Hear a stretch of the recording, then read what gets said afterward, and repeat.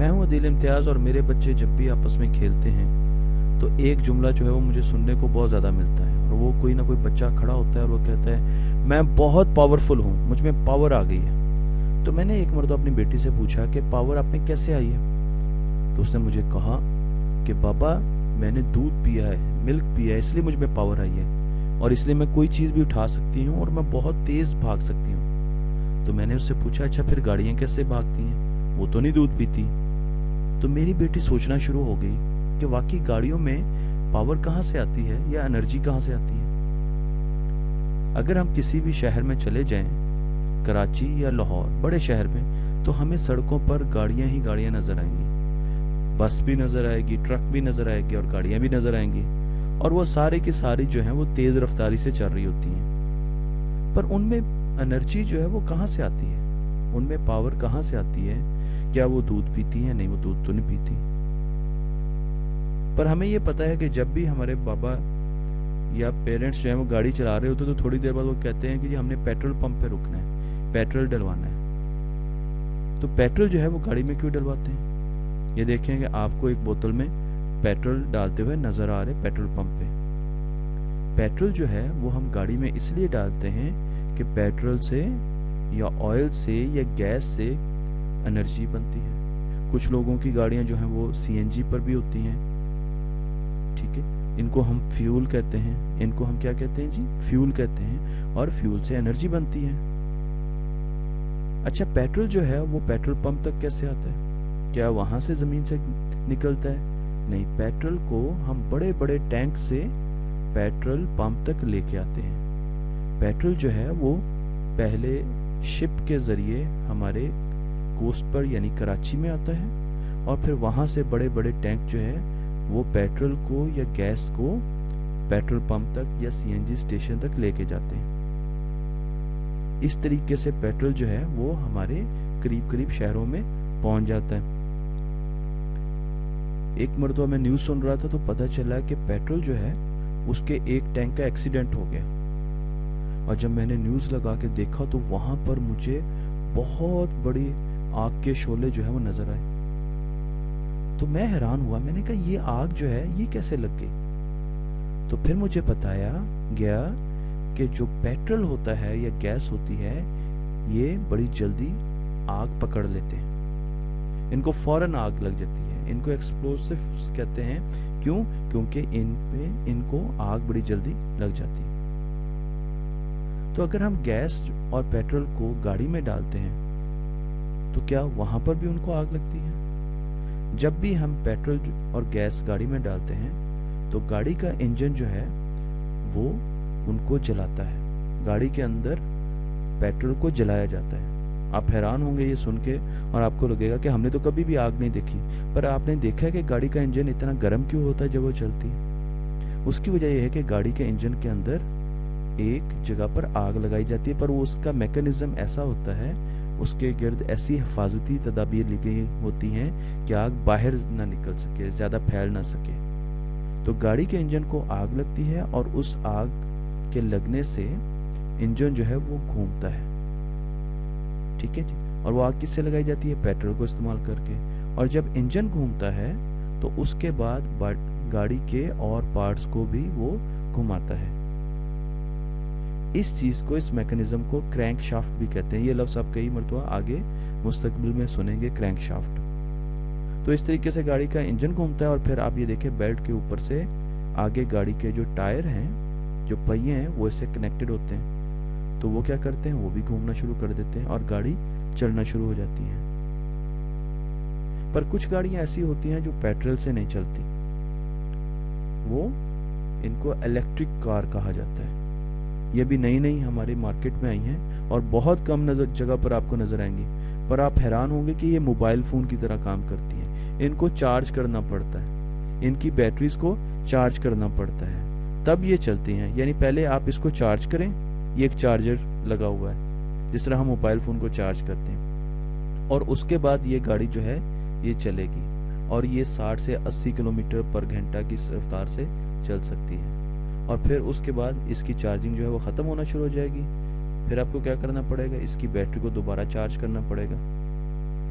और इनके लिए चार्जिंग स्टोर जो है वो बड़े बड़े मुल्कों में लगे होते हैं। तो ये जो बैटरी है ये क्या करती है, ये चार्ज स्टोर कर लेती है। अगर आप कार की ओरिजिनल बैटरीज देखें तो ये ऐसी होती हैं। ये इलेक्ट्रिक कार की बैटरीज जो हैं वो एक जगह पे रखी हुई हैं और इनको हम चार्ज करते हैं और फिर उससे इलेक्ट्रिक कार जो है वो चलती है। तो इलेक्ट्रिक कार को एनर्जी जो है वो इन बैटरीज के जरिए आती है। तो आम गाड़ियों को एनर्जी जो है वो पेट्रोल और गैस के जलाने से आती है, हासिल होती है, और इलेक्ट्रिक कार को बैटरीज जो है वो एनर्जी प्रोवाइड करती है। एक मरतबा मैं एक रास्ते पर जा रहा था और मेरी गाड़ी में जो पेट्रोल था वो बिल्कुल कम हो गया, ख़त्म होने के करीब हो गया, और फिर वो ख़त्म हो गया। अब गाड़ी रुक गई। तो मैंने सोचा अब मैं क्या करूं, अब इंजन तो चलेगा नहीं क्योंकि पेट्रोल नहीं है, गाड़ी के पास तो एनर्जी नहीं है चलने के लिए।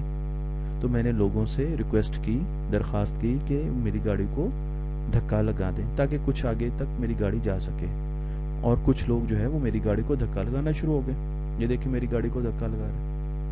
क्या इसके अलावा भी मैं गाड़ी किसी तरीके से चला सकता हूँ अगर मेरे पास पेट्रोल ना हो? क्या गाड़ी को हम किसी और तरीके से चला सकते हैं अगर आपकी गाड़ी में पेट्रोल ना हो तो? बिल्कुल, इन बच्चों ने एक तरीका ढूंढा है। इन्होंने अपनी गाड़ी के आगे गधे जो हैं वो बांध दिए हैं, जानवर बांध दिए, वो घोड़े भी हो सकते हैं। तो अब क्या हुआ कि इनकी एनर्जी से, गधों की और जानवरों की एनर्जी से गाड़ी चल रही है। यहाँ पर क्या था, इंसानों की एनर्जी से, क्योंकि पेट्रोल तो खत्म हो गया।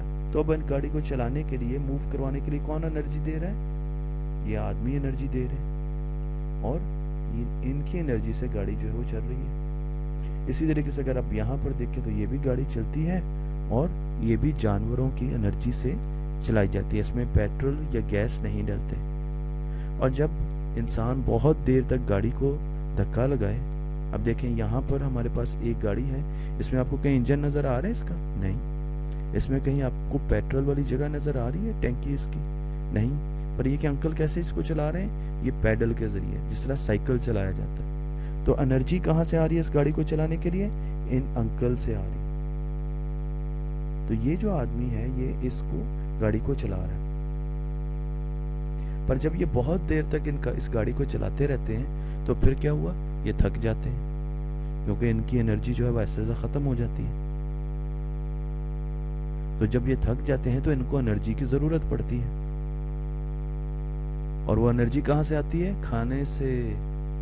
हम जब भी खाना खाते हैं तो हमारे पास एनर्जी आ जाती है। इंसानों में और जानवरों में, लिविंग थिंग्स में खाने से एनर्जी आ जाती है ज्यादातर। तो इस खाने में एनर्जी होती है? बिल्कुल, इस खाने में एनर्जी होती है।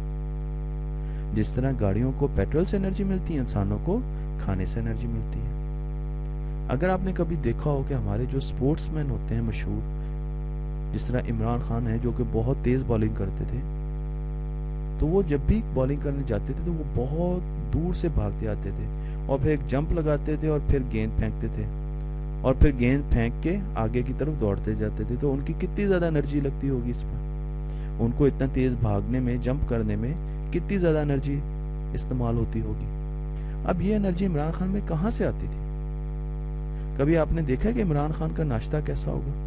इमरान खान नाश्ते में ऐसी चीज़ें खाते होंगे, इतनी ज़्यादा चीज़ें। क्यों? क्योंकि उनको भागना बहुत है, इसलिए उनको बहुत ज़्यादा एनर्जी चाहिए। और एनर्जी इंसानों में कहाँ से आती है? खाने से आ रही है। तो वो दूध से आती है, वो जूस से आती है, वो अंडा खाने से आती है, वो सब्जियां खाने से आती है, वो बेकरी आइटम्स खाने से आती हैं। तो ये वो तमाम चीज़ें हैं जो इमरान खान नाश्ते में खाते हैं और इस वजह से उनमें इतनी ज़्यादा एनर्जी आती है कि वो सारा दिन खेलते रहते हैं और थकते नहीं हैं। इसी तरीके से कई मरतबा मैं टेनिस के मैच देख रहा होता हूँ तो मुझे नज़र आता है कि बहुत मशहूर जो स्पोर्ट्समैन होते हैं, टेनिस के प्लेयर, जिस तरह राफेल नडाल इसमें हैं, इनका नाम राफेल नडाल है, ये मैच के दौरान जब थक जाते हैं तो केला खाना शुरू कर देते हैं। क्यों?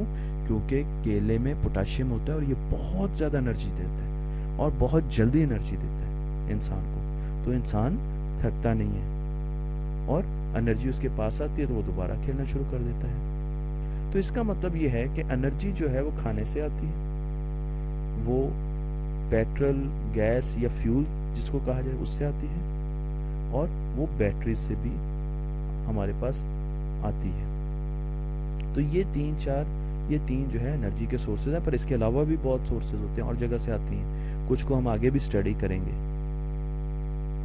जब हम बहुत ज़्यादा भागते हैं या किसी पहाड़ी पर चढ़ते हैं या दौड़ते हैं तो हमें बहुत ज़्यादा पसीना आता है, हमारा बॉडी का जो दर्जा हरारत है वो भी बढ़ जाता है, टेम्परेचर, तो हमारी एनर्जी जो है वो ज़ाया होना शुरू हो जाती है। और जब ये काम हम बहुत देर के लिए करते हैं तो कुछ अरसे बाद हम थक जाते हैं और हमारा दिल करता है कि हम भागे ना, बल्कि आराम से बैठ जाएं। और फिर हमें एनर्जी कहाँ से मिलती है? फूड से। इसी तरीके से गाड़ियां जो हैं उनको एनर्जी कहाँ से मिलती है? फ्यूल से, यानी पेट्रोल से और गैस से, और वो उनको जलाती हैं। तो इसलिए गाड़ी का टेम्परेचर भी ज़्यादा होता है। आप गाड़ी, चलती हुई गाड़ी के इंजन को हाथ लगाएं तो वो बहुत ज़्यादा गर्म होगा, तो वो भी हीट एनर्जी लेते हैं और उससे काम करते हैं। और अगर फ्यूल ख़त्म हो जाए तो गाड़ी भी रुक जाती है। तो इसका मतलब इंसानों को खाने की चीज़ें चाहिए एनर्जी के लिए, और गाड़ियों को फ्यूल गैस या फ्यूल पेट्रोल चाहिए। क्या ये उल्टा हो सकता है? क्या ऐसा हो सकता है कि हम इन चिप्स से ये गाड़ी चलाएं, यानी चिप्स जो है उससे गाड़ी को फ्यूल दे दें, गाड़ी को एनर्जी दे दें? ये बिल्कुल हो सकता है। कई गाड़ियां ऐसी इजाद कर दी गई हैं जो कि चिप्स को अगर हम ग्राइंड कर लें और लिक्विड बना लें और वो पेट्रोल की जगह फिल करें तो गाड़ियां चलना शुरू हो जाती है। हर गाड़ी ऐसा नहीं कर सकती, पर कुछ गाड़ियां जो हैं वो ऐसे फ्यूल को इस्तेमाल करती हैं। ये बस अगर आप देखें तो ये सोयाबीन जो है, सोयाबीन जो होती है उसमें उसको अगर ग्राइंड करें और उसमें जो ऑयल निकलता है उससे चलती है। ये बस जो है ये आप समझ लें कि सीड्स पे चलती है। ये बस सीड्स पे चलती है, इस पे पेट्रोल नहीं डाला जाता, इसमें गैस नहीं डाली जाती, ये सोयाबीन के सीड से चलती है। इसी तरीके से ये एक रेसिंग कार है और ये चॉकलेट से चलती है। इसके इंजन में अगर चॉकलेट डाली जाए तो उससे चलती है। तो अब ऐसे बहुत सारी चीजें बनती जा रही हैं जो गन्ने के रस से भी एनर्जी लेती हैं, गाड़ियां, और ऐसे प्लांट्स भी बनाए जाते हैं जो कि इस किस्म का फ्यूल भी इस्तेमाल करते हैं। तो ये बिल्कुल पॉसिबल है। इसी तरीके से शुगर में बहुत ज़्यादा एनर्जी होती है, चीनी में बहुत ज़्यादा एनर्जी होती है, और इसका मैं आपको एक एक्टिविटी, एक प्रैक्टिकल डिमॉन्स्ट्रेशन करके भी दिखा सकता हूँ। अगर आप चीनी लें और उसको गर्म करते रहें, बहुत गर्म करें तो वो इस फॉर्म में आ जाएगी, एक लिक्विड फॉर्म में आ जाएगी। और इस चीनी को आप एक मिसाइल बनाने की, आप एक छोटा सा मिसाइल बनाने की कोशिश कर रहे हैं, तो ये एक आप कार्डबोर्ड ले लें, छोटा सा उसका पाइप ले लें और इसमें ये चीनी जो है वो डाल दें। ठीक है जी, इसको खूब गर्म कर लें और उसके बाद इसको आप नीचे एक छोटा सा, जिसको फीता कहते हैं, वो लगा दें, एक छोटा सा धागा लगा दें, स्ट्रिंग लगा दें, और फिर इसको आप आग लगा दें। तो आप देखेंगे कि ये बहुत दूर तक ऊपर जाएगा, जैसे एक रॉकेट होता है, जैसे एक मिसाइल होता है, ये उस तरीके से ऊपर जाएगा। तो ये हमने एक छोटा सा शुगर रॉकेट बनाया, पर ये इतने ऊपर तक गया कैसे? इसमें ये एनर्जी कैसे आई? वो एनर्जी जब इसके जो चीनी का हमने अंदर गर्म करके एक लिक्विड सा बना के डाला था, उसको जब आग लगी तो उससे इसमें बहुत ज़्यादा एनर्जी आई। तो इस तरीके से हम फूड्स की जो एनर्जी है, खाने पीने की एनर्जी है, वो भी इस्तेमाल कर सकते हैं। कभी आपने ऐसी गाड़ी देखी है जिसको चाबी दे के चलाते थे हम बचपन में? मैंने तो अपने बचपन में बहुत सी ऐसी गाड़ियां देखी थी जिनको पहले चाबी देनी पड़ती थी। उनके बाहर एक स्टिक सी निकली होती थी और इसको बहुत ज़्यादा रोटेट करना पड़ता था, जिसको हम उर्दू में चाबी देना कहते थे, और उसके बाद ये गाड़ी जो है ये मूव करना शुरू कर देती है। पर एक मरतबा मैंने सोचा है कि इसके अंदर क्या मैकेनिज्म है कि ये मैं इसको चाबी देता हूँ तो ये उसके बाद चलना शुरू कर देती है। तो मैंने उसको खोल लिया और जब मैंने उसके अंदर देखा तो मुझे पता चला कि इसके अंदर एक गोल स्प्रिंग है, एक स्प्रिंग है छोटा सा गोल। अब ये जो गोल स्प्रिंग है, जब मैं इसको रोटेट करता हूँ, मैं जब इसे रोटेट करता हूँ तो ये स्प्रिंग जो है ये बिल्कुल पास पास आ जाता है। देखिए यहाँ पर स्प्रिंग जो है आपको दूर दूर नजर आता है और यहाँ पर स्प्रिंग पास पास। अगर आप स्प्रिंग देखना चाहें, ये इस किस्म का स्प्रिंग होगा, ये देखिए ये स्प्रिंग है। और जब मैं इसको घुमाऊंगा और रोटेट करूंगा तो ये स्प्रिंग जो है ये कंप्रेस होगा। कंप्रेस होने का मतलब ये पास पास पास पास आ जाएगा और इसमें एनर्जी स्टोर हो जाएगी। इसी तरीके से यहाँ पे हो रहा है, जब मैं इसको घुमा रहा हूँ तो ये स्प्रिंग जो है वो पास पास आ रहा है, इसमें एनर्जी स्टोर हो जाती है। और जैसे ही मैं छोड़ूंगा तो ये दूसरी तरफ को मूव करने की कोशिश करेगा, और गाड़ी जो है, गाड़ी के टायर जो हैं वो इसके साथ कनेक्टेड है, तो ये उनको भी घुमाएगा और गाड़ी चलना शुरू कर देगी। तो स्प्रिंग में एनर्जी जो है वो स्टोर हुई और थोड़ी देर के लिए, और उसके बाद उसने थोड़ी देर के लिए गाड़ी को चला दिया। इसी तरीके से अगर पुराने मैकेनिकल क्लॉक देखें, जो पेंडुलम वाले क्लॉक होते हैं, अगर आप कभी उनको खोल के देखें तो उसमें भी आपको इस तरह का स्प्रिंग नज़र आएगा। ये भी चाबी वाले क्लॉक होते हैं, यानी आपको 24 घंटे में एक मरतबा इसको खूब चाबी देनी पड़ती है, यानी इसको एनर्जी प्रोवाइड करनी पड़ती है। और जब आप इसको लीवर को घुमाते हैं बार बार, तो क्या होता है, ये स्प्रिंग टाइट होता जाता है, टाइट होता जाता है, इसमें एनर्जी स्टोर होती जाती है, स्टोर होती जाती है। और ये ऐसे ही है जैसे रबर बैंड है, रबर बैंड को अगर आप बहुत ज़्यादा घुमाएं तो क्या होगा, वो फ़ौरन वापस अपनी असल शक्ल में आने की कोशिश करेगा। तो स्प्रिंग जो है ये भी वापस अपनी असल हालत में आने की कोशिश करेगा और उससे एनर्जी प्रोड्यूस होगी, और वो एनर्जी जो है ये पेंडुलम को घुमाना शुरू कर देगी। अच्छा, अब कुछ ऐसी गाड़ियाँ भी होती हैं जो कि मूव कर रही होती हैं, रिमोट कंट्रोल कार्स। इनमें एनर्जी कहाँ से आती है? इनमें एनर्जी हमें पता है कि बैटरी से आती है। अगर हम इनको कभी भी खोल के देखें तो हमें साफ नज़र आता है कि इनमें बैटरीज जो हैं वो लगी होती हैं। इसी तरीके से ये भी एक कार है जिसके ऊपर मैंने गुब्बारा बांध दिया। अब गुब्बारे की थोड़ी सी जो मुंह था उसको मैंने खुला छोड़ दिया, तो उसमें से जैसे ही हवा पीछे की तरफ निकली तो गाड़ी आगे की तरफ जाना शुरू हो गई। तो इसमें एनर्जी कहाँ से आई? गुब्बारे की हवा से, गुब्बारे में एनर्जी स्टोर होगी।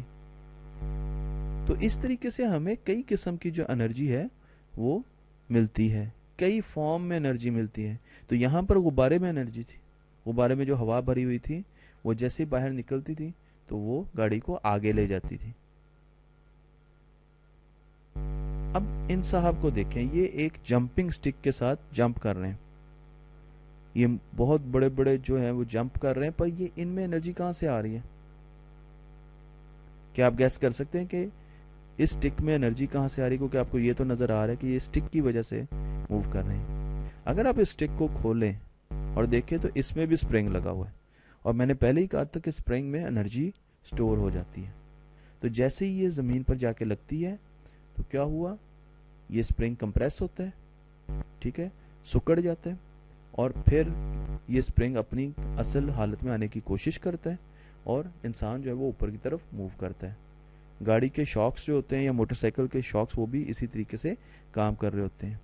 अगर आप यहाँ पर देखें तो कुछ जो जंपिंग स्टिक्स हैं उनमें ऊपर की तरफ भी स्प्रिंग होता है। तो जैसे ही वज़न आप नीचे की तरफ डालते हैं तो ये स्प्रिंग कंप्रेस होता है, छोटा हो जाता है, करीब करीब हो जाता है, और फिर उसके बाद ये अपनी हालत में वापस आता है तो ये ऊपर की तरफ मूव करता है। तो इसमें भी स्प्रिंग में हमने एनर्जी स्टोर की हुई है। तो इससे हमें जाहिर हुआ कि कई ऐसी जगह हैं जहाँ पर एनर्जी जो है वो हमें मिलती है, वो हमें बैटरी से मिलती है, वो हमें खाने से मिलती है, गुब्बारे से मिलती है, वो हमें पेट्रोल फ्यूल से मिलती है, वो हमें स्प्रिंग से मिलती है। और इसके अलावा मैं आपको एक चीज़ और दिखाना चाहूँगा जिससे हम एनर्जी स्टोर कर सकते हैं, और वो है रबर बैंड। अगर आप रबर बैंड की गाड़ी बनाएं तो वो अपने आप चलना शुरू हो जाती है। रबर बैंड की ये मैं आपको गाड़ी सुनाता हूँ। अगर आप ये देखें, ये एक रबर बैंड की गाड़ी बना रहे हैं, पर आपने जस्ट इसमें ये देखना है कि यहाँ पर आपको ये रबर बैंड की गाड़ी चलती हुई नजर आएगी, क्योंकि रबर बैंड में भी स्प्रिंग की तरह एनर्जी स्टोर हो जाती है। ये देखें, ये रबर बैंड की गाड़ी चल रही है, ठीक है। तो रबर बैंड जो होता है उसमें भी एनर्जी जो है वो स्टोर होती है, और यहाँ पर ये पूरा तरीका बताया गया है कि आपने ये देखें, ये रबर बैंड है इनके पास, आपने रबर बैंड को लेते हुए कैसे ये गाड़ी बनानी है जो कि खुद मूव कर सकेगी। और रबर बैंड जो है ये काफ़ी काम करता है स्प्रिंग से मिलता जुलता। तो रबर बैंड जो है वो भी स्प्रिंग की तरह ही काम करता है और इसमें भी एनर्जी स्टोर हो जाती है।